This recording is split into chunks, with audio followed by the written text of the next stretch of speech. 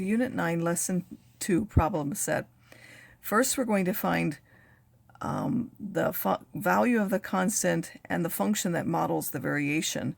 When it is direct, remember that you take and you divide the y by the x to find the value of the constant, and then when you have the constant, the function is y is that constant times the x.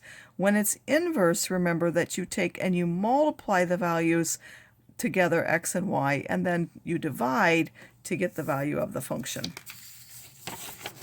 In 3 and 4, you're going to decide whether it's inverse or direct. Remember, you have to check and see. If the x times the y is constant, then it is inverse variation, and you're going to write your function as y is equal to the constant over x.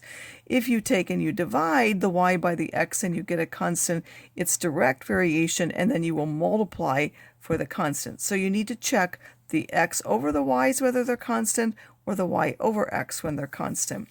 In 5 and 6, you're going to write a function, a general function that models it. You won't be able to find the value of c. You're simply going to write how the variable is a function of the others.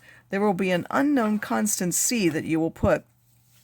Remember that if it's direct, it will go in the numerator, and if it's inverse, it goes in the denominator, and if it's joint, that means the two things or three things will be multiplied together and appear in the numerator.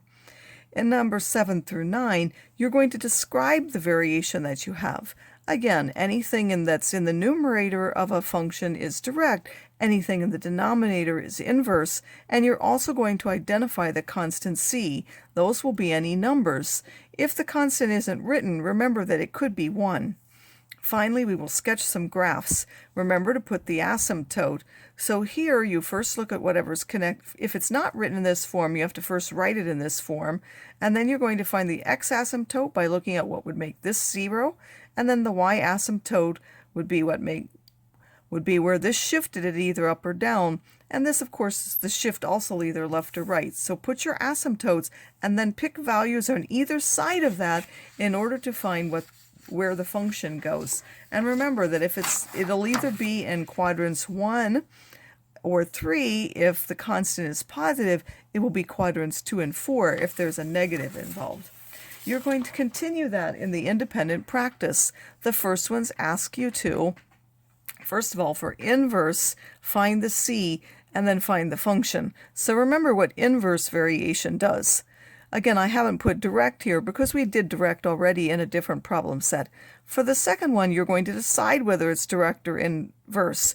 You're going to find the x's times the y's or the y's over the x's and see if they're constant. If y is constant, it's inverse. If y divided by x is constant, it's direct.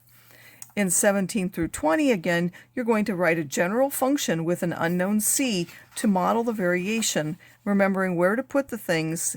If they're direct or joint, they go in the numerator. If they're inverse, they go in the denominator. And 21 through 24, again, you're going to describe the variation, and don't forget to say what the constant of that variation is. It will be the number that's involved in your function. And finally, on the last part of it, you're going to either find asymptotes or models and the graph. So in this case, sorry, I forgot one. We have a function where you're first going to write the general form with c, use the values to find c, and once you have the model, you're going to use that to find a particular value.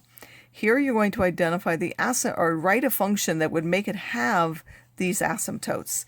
And then here, remember, this is not in the function where you have a number. So for this one, you have to divide first to get it in a form like this. For this one, you also have to divide. For this one, it's in the form that you need. You need to identify the horizontal and vertical asymptotes, which is how much it's going to shift left and right. It's related to that.